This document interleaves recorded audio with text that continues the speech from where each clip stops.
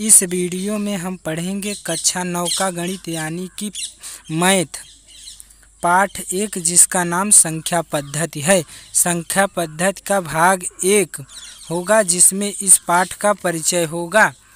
यानी कि जो पाठ 1 है उसमें हम किस प्रकार के क्वेश्चन हमारे सामने होंगे, हमें उन्हें किस तरह सॉल्व करना है और उसमें कौन कौन सा फार्मूला अप्लाई करना है, ये सभी बातें हम पाठ 1 के भाग 1 में करेंगे। कुल भाग 8 होंगे जिसमें हम भाग 1 में परिचय होंगे, भाग 2 में एक्सरसाइज 1.1 के सभी क्वेश्चन सॉल्व करेंगे, भाग 2 में एक्सरसाइज 1.2 के सभी क्वेश्चन सॉल्व करेंगे, भाग 3 में एक्सरसाइज 1.2 के सभी क्वेश्चन सॉल्व करेंगे, भाग 4 में एक्सरसाइज 1.4 के सभी क्वेश्चन सॉल्व करेंगे। इसी तरह मेरे दोस्तों भाग कुल 8 होंगे। भाग 8 में आपको हम कुछ इम्पोर्टेंट क्वेश्चन कराने वाले हैं और जो भाग 8 में हम क्वेश्चन आपको कुछ होमवर्क भी देंगे, आपके घर के लिए कुछ होमवर्क भी देंगे। और जो भाग 8 में हम आपको क्वेश्चन कराने वाले हैं वो क्वेश्चन आपके एग्ज़ाम में आने की संभावना ज़्यादा है। तो आइए दोस्तों, बात किस देर की, हम अपने इस सेशन को स्टार्ट करते हैं। पहला सेशन परिचय भाग 1 संख्या पद्धति। चलिए दोस्तों, तो हम स्टार्ट करते हैं। भाग 1 अर्थात प्रश्नावली 1 संख्या पद्धति, संख्याओं के प्रकार हम पढ़ने वाले हैं इस चैप्टर में। तो अर्थात संख्याओं का हम सब परिचय करेंगे। तो संख्याओं के प्रकार, पहला प्रकार है प्राकृतिक संख्या, जिसे इंग्लिश में बोलते हैं नेचुरल नंबर। इसे इंग्लिश में नेचुरल नंबर बोलते हैं और नेचुरल नंबर का पहला अक्षर एन है, इसलिए इसे एन से डिनोट करते हैं, कैपिटल एन से डिनोट करते हैं दोस्तों। तो यह संख्याएं 1 से अनंत तक होती है। जैसे मान लो अगर हम लिख दें 1, 2, 2, 3, 4, 4, 5, तो डैश डैश करके ये सभी जितने भी संख्याएं आती हैं अनंत तक, ये सभी क्या हैं, नेचुरल नंबर है अर्थात प्राकृतिक संख्या है।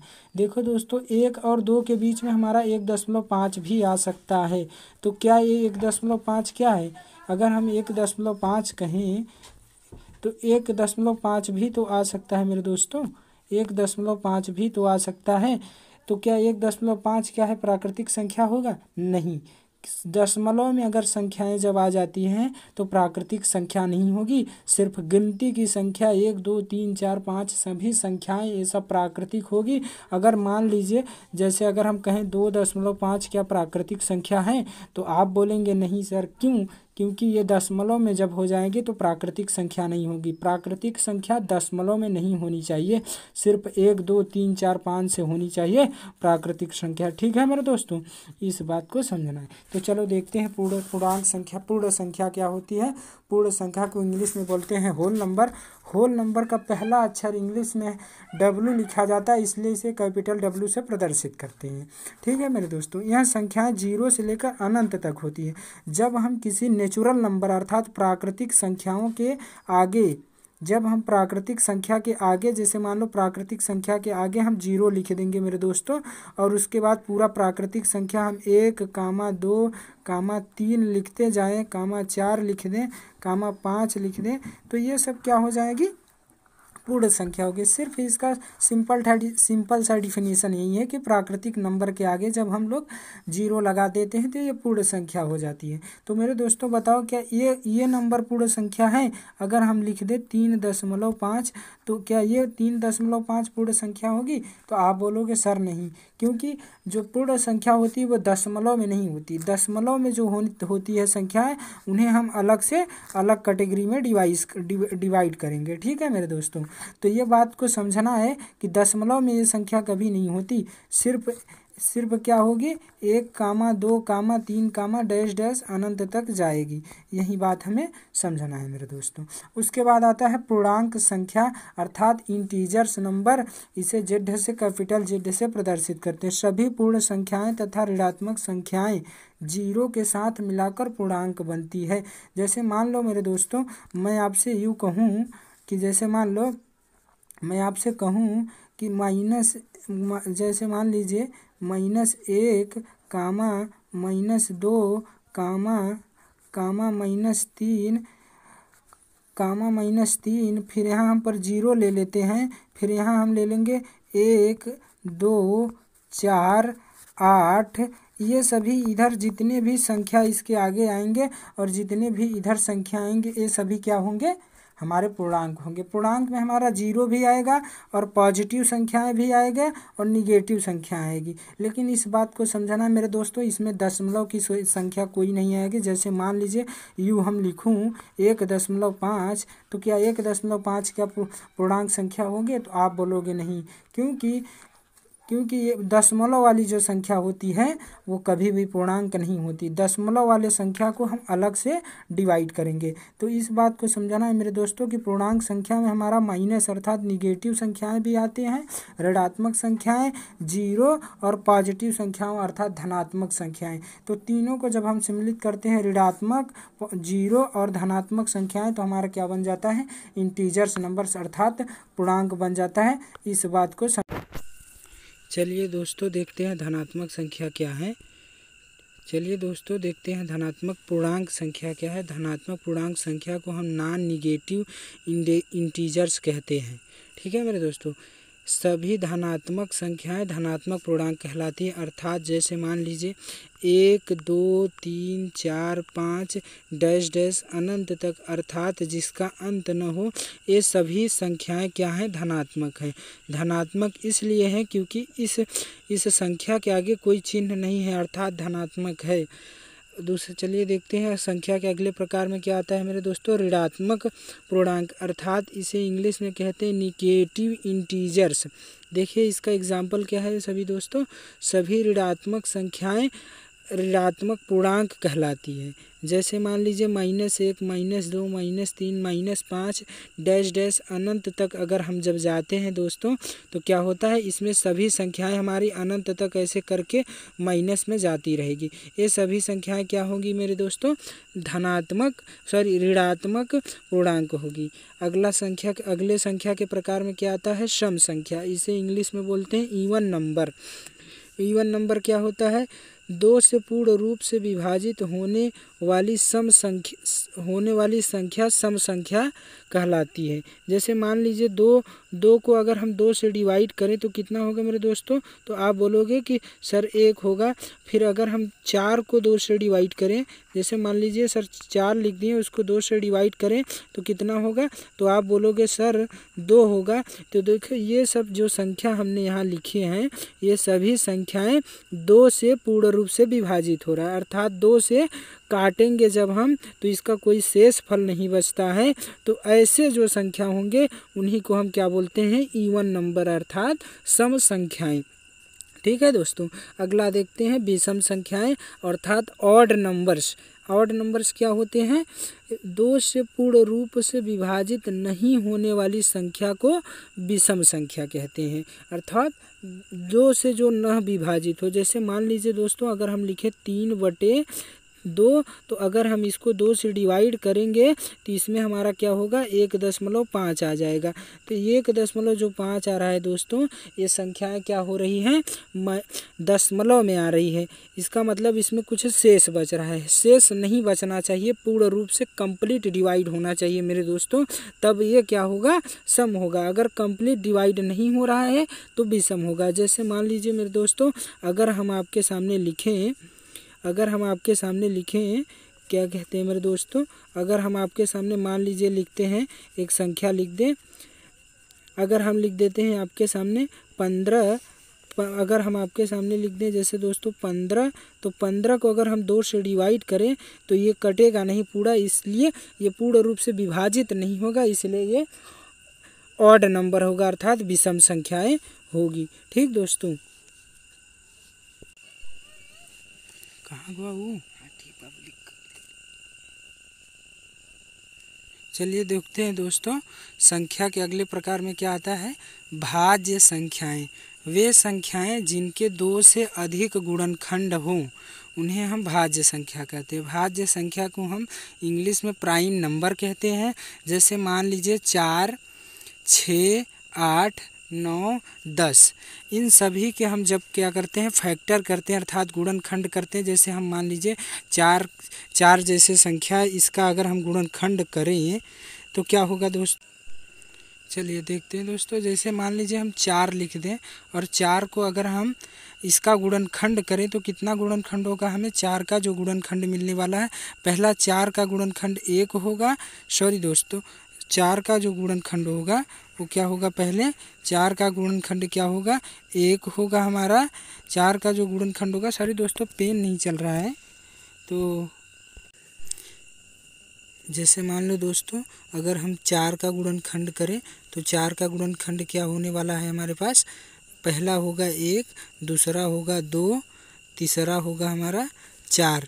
तो इसमें 2 से अधिक गुणनखंड जब हो जाएं तो क्या होगा, वो संख्याएं क्या होगी, भाज्य संख्या होगी। जैसे मान लीजिए दोस्तों अगर हम 8 का मान लीजिए अगर हम, जैसे इसमें दी गई संख्या है एक 8, तो अगर हम 8 का अगर गुणनखंड करें दोस्तों तो 8 का गुणनखंड क्या होने वाला है, 1 होगा, दूसरा होगा 2, तीसरा होने वाला है 3, सॉरी 3 नहीं होगा दोस्तों, तो 3 नहीं होगा, 3 को हम मिटा दे रहे हैं, ठीक है, 3 को हम मिटा दे रहे हैं, 3 नहीं होने वाला है, ठीक है।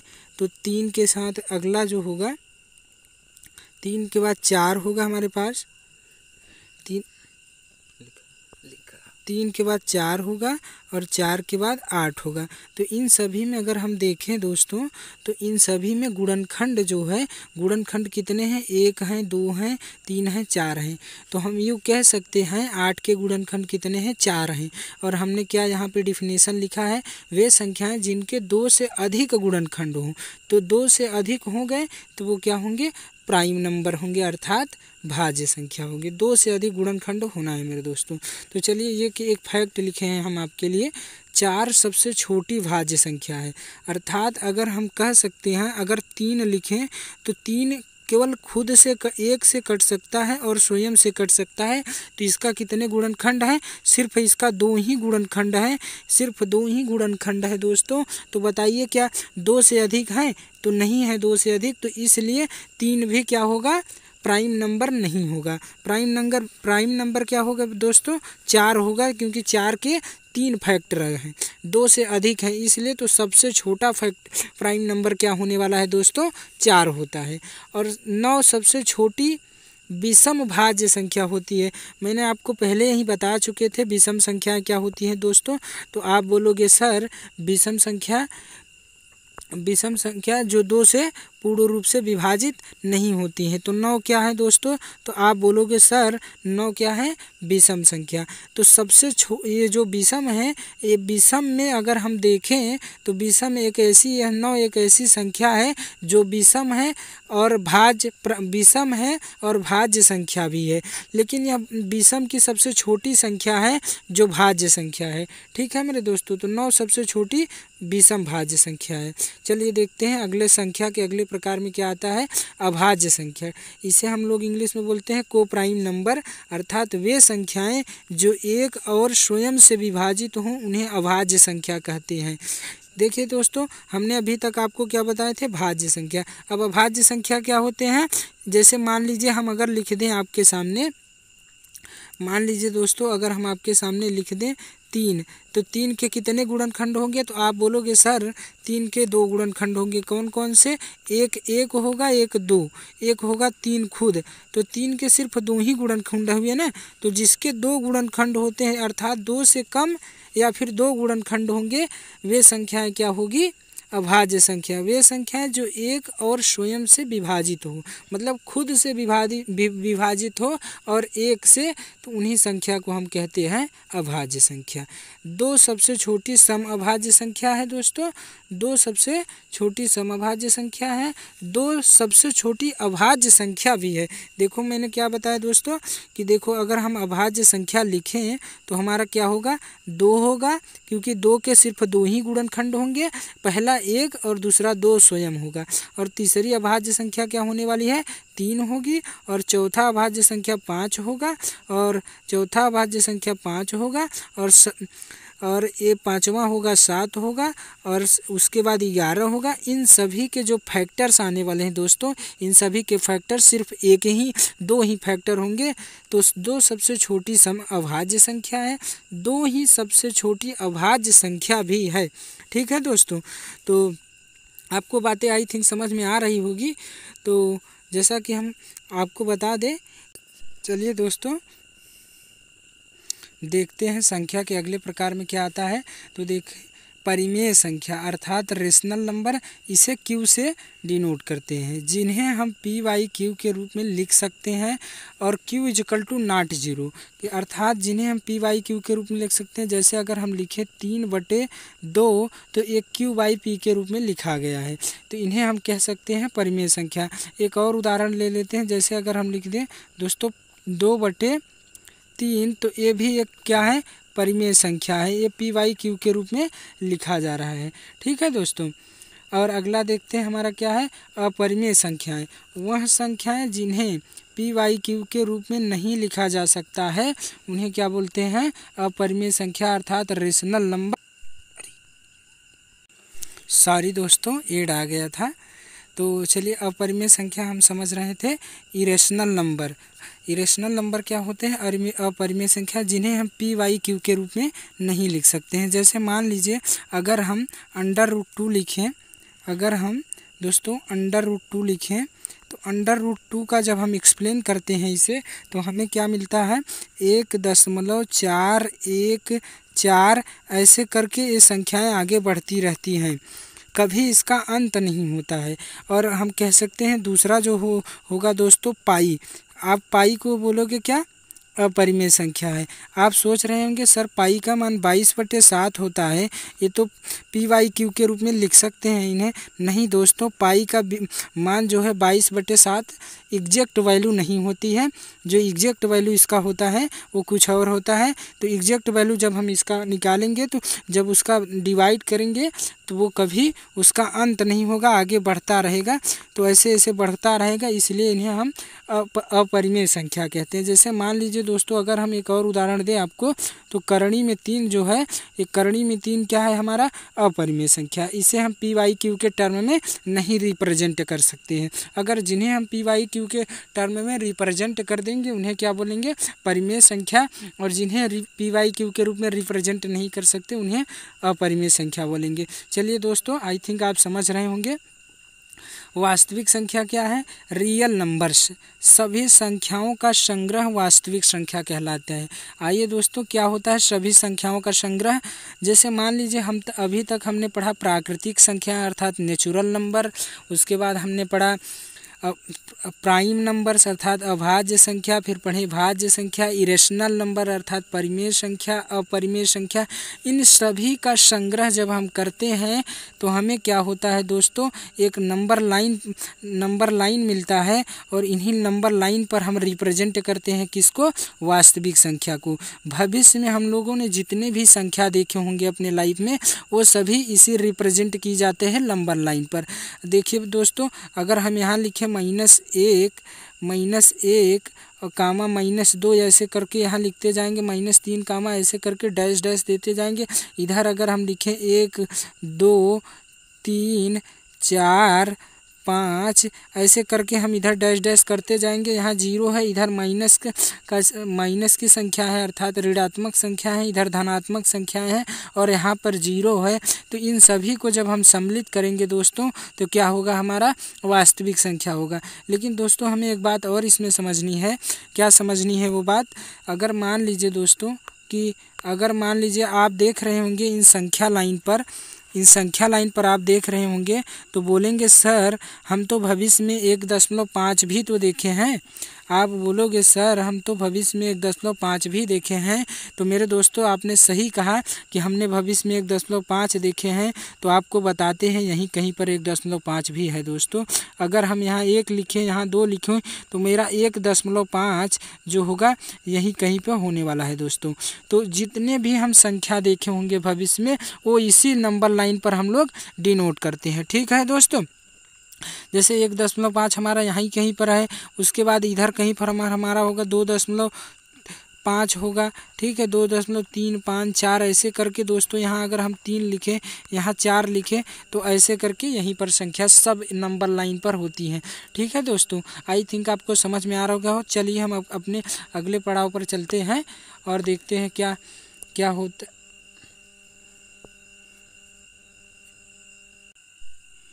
चलिए दोस्तों देखते हैं अगला, वास्तविक संख्याएं एवं उनके दशमलव प्रसार पढ़ेंगे, ठीक है दोस्तों। हम लोग पहले पढ़ने वाले हैं शांत अर्थात टर्मिनेटिंग। इस स्थिति में शेष जो होगा वो 0 होगा। जैसे मान लीजिए अगर हम कोई संख्या लिख देते हैं आपके सामने, 1/2 अगर हम लिखें तो इसको हम लिख सकते हैं ना 0.5 लिख सकते हैं दोस्तों। तो इसका जो शेष फल आएगा वो क्या होगा हमारा, इसका जो शेष फल आएगा दोस्तों वो क्या होगा, हमारे पास होने वाला है 0। अगर जब शेष फल दोस्तों 0 आ जाए तो क्या होगा, जब शेष फल 0 आ जाए दोस्तों तो क्या होगा, जब शेष फल 0 आ जाएगा तब शांत होगा। जैसे अगर हम लिख दें कि 4/2, तो इसको हम जब डिवाइड करेंगे दोस्तों तो इसका जो आंसर आने वाला है वो 2 आएगा। तो इससे हमें पता चल रहा है कि इसमें कोई शेष फल हमें नहीं मिल रहा है, ठीक है दोस्तों। शेष फल सिर्फ 0 आए उन्हें हम क्या बोलेंगे, उन्हें हम बोलेंगे शांत, ठीक है दोस्तों। आपको समझ में आ रहा होगा। तो अगला हम देखते हैं अनवसानी आवर्ती अर्थात अशांत आवर्ती भी इसे कहते हैं। इसे इंग्लिश में कहते हैं नॉन टर्मिनेटिंग रिकर्निंग। इस स्थिति में शेष की पुनरावृत्ति होती है, ठीक है दोस्तों। इस स्थिति में जो शेष फल आता है हमारा वो बार बार आता है, ठीक है दोस्तों। देखो जैसे मान लीजिए अगर हम लिख दें शेष फल 3 आने के, जैसे मान लीजिए दोस्तों अगर हम लिखें आपके सामने 1/3, तो अगर इसको हम डिवाइड करेंगे तो हमारा जो आंसर कुछ आने वाला होगा वो ऐसा ही कुछ होगा, 0.33333 ऐसे करके डैश डैश करके यही 3 जो नंबर है ये बार बार आता रहेगा। तो क्या होता है ना कि दोस्तों ये जो बार बार नंबर आ रहा है इसमें शेष की पुनरावृत्ति होती है, मतलब वही शेष फल बार बार आ रहा है। तो इसको हम ऐसे लिख सकते हैं 0.3, 3 के ऊपर हम बार लगा देंगे। तो जो दोस्तों ये बार लगाए हैं हम, ये बार ये रिप्रेजेंट कर रहा है कि ये 3 वाली जो संख्या है ये बार बार आती है। 3 जो है 3 की पुनरावृत्ति हो रही है, ठीक है दोस्तों। 3 की क्या हो रही है, पुनरावृत्ति हो रही है, इसलिए हम इस पर बार लगा दिए, ठीक है दोस्तों। चलिए दोस्तों हम देखते हैं अगला प्रकार क्या होगा हमारा।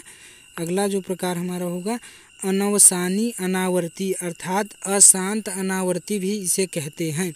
इसको इंग्लिश में बोलते हैं टर्मिनेटिंग रिकर्निंग, ठीक दोस्तों। इस स्थिति में शेष की पुनरावृत्ति नहीं होती है। जैसे मान लो दोस्तों अगर हम कोई संख्या लिखें, मान लीजिए जैसे कोई भी संख्या अगर हम लिखते हैं उसको डिवाइड करें तो मान लीजिए 0.1 2 4 6 8 5 ऐसे बार बार जो संख्याएं आती रहेगी, अर्थात किसी एक संख्या 2 संख्या 3 संख्या की पुनरावृत्ति नहीं हो, तो ऐसे संख्याओं को हम क्या बोलेंगे दोस्तों, अनवसानी अनावर्तित अर्थात अशांत अनावर्ती, ठीक दोस्तों। जैसे इसमें कोई संख्या बार बार नहीं आ रहा है और ये बार बार दशमलव में जाता रहेगा, अनंत तक जाएगा, लेकिन दोस्तों इसमें कोई संख्या की पुनरावृत्ति बार बार लगातार नहीं होगी, ठीक है। तो अब हम पढ़ेंगे घातांक नियम। तो घातांक नियम रूल ऑफ एक्सपोनेंट, ठीक दोस्तों।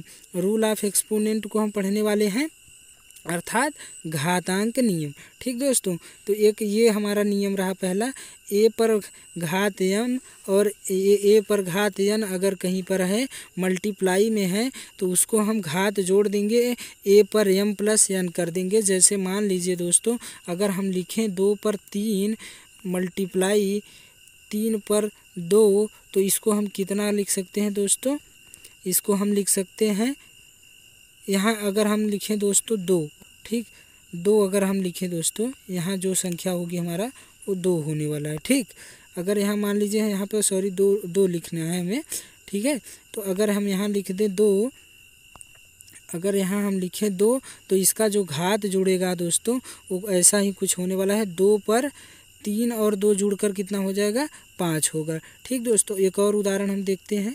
जैसे मान लीजिए अगर हम लिखें 3 पर 4 लिखें दोस्तों और मल्टीप्लाई लगा दें, फिर 3 पर अगर हम लिखें 6 तो इन 3 पर अगर हम 6 लिखें तो इनके सामने क्या इंटरफेस आने वाला है, इस पे जो होगा घात जुड़कर 3 पर 6 4 10 हो जाएगा। ठीक है दोस्तों, इसी बात को समझना है। ठीक दोस्तों, तो इस बात को हमें समझना है। तो चलिए अगला हमारा जो इसमें घातांक का रूल है, एक्सपोनेंट ऑफ रूल है, वो a पर घाते n बटे a पर घाते m है। तो इसको क्या करते हैं, जैसे हम इसको a पर घात n माइनस m कर देते हैं। जैसे मान लीजिए दोस्तों अगर हम लिख दिए कोई संख्या, मान लीजिए अगर हम लिखते हैं 3 पर घात 2 लिख दें और बटे करके हम लिख दें यहाँ पर 3, अगर यहाँ पर हम लिखे 3 और 3 पर लिख दे 5, तो 3 पे अगर जब हम दोस्तों 5 लिखेंगे, 3 पर 5 लिखेंगे तो क्या होगा हमारे पास, ये जो आंसर आने वाला हमारा है 3 पर 2 माइनस 5 हो जाएगा। 2 माइनस 5 होगा तो हमारा जो आंसर आएगा घट करके क्या होगा दोस्तों 3 पर माइनस 3 होगा। और 3 पर माइनस 3 को दोस्तों हम कुछ इस प्रकार से लिख सकते हैं, 1/3 पर 3 लिख सकते हैं। ठीक दोस्तों, इसे 1/3 पर 3 को हम ऐसे लिख सकते हैं, 1/3 का अगर हम घनमूल करेंगे, 3 का घन करेंगे तो कितना होगा दोस्तों 1/27 होगा। तो दोस्तों जो 1/27 आ रहा है यही हमारा क्या होगा आंसर होगा। ठीक दोस्तों, एक और हम उदाहरण देखते हैं। चलिए दोस्तों हम अगला उदाहरण देखते हैं। अगर हम लिखें दोस्तों, अगर हम लिखें 5 पर घाते 3 और बटे में फिर 5 पे घाते अगर हम लिख दें 2, तो इसका क्या होगा 5 पर घात 3 माइनस 2 होगा। और उसके बराबर में हम क्या लिखेंगे, 5 पर घात 1 इजकल टू 5। तो यही रूल है हमारा दोस्तों कि अगर आधार बराबर हैं और उस पे घात अलग अलग हैं तो उनके घात ऊपर जाके घट जाते हैं। ठीक दोस्तों, इस बात को हमें समझना है। राइट, जैसे मान लीजिए अगर इस रूल को हम देखें तो ये इंटरफेस आने वाला है। ठीक,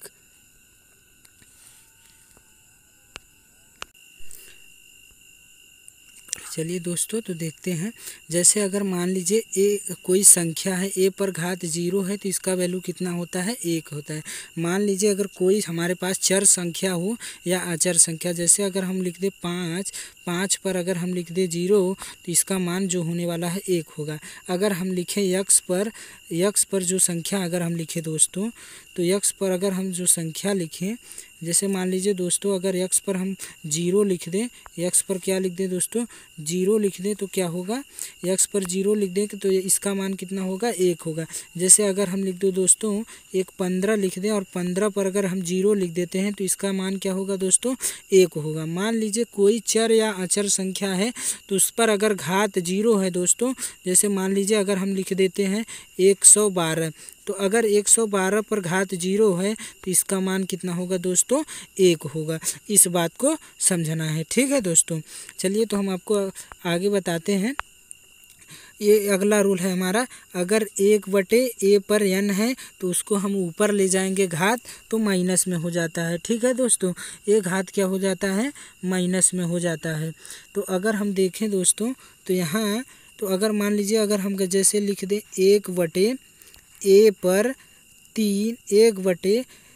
पर 3 तो इसको हम ऐसे लिख सकते हैं दोस्तों a पर -3 लिख सकते हैं। ठीक है दोस्तों, अगला हम देखते हैं।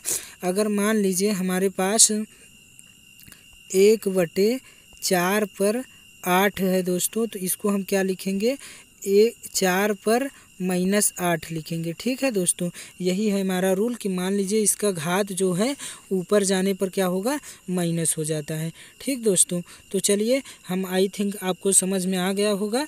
ठीक है दोस्तों, उम्मीद करता हूँ दोस्तों आपको ये वीडियो अच्छा लगा होगा। दोस्तों वीडियो अच्छा लगा हो तो चैनल को कर दो सब्सक्राइब एंड प्रेस दो बेल आइकन। और चलिए मिलते हैं हम आपसे नेक्स्ट वीडियो में, तब तक जय हिंद जय भारत।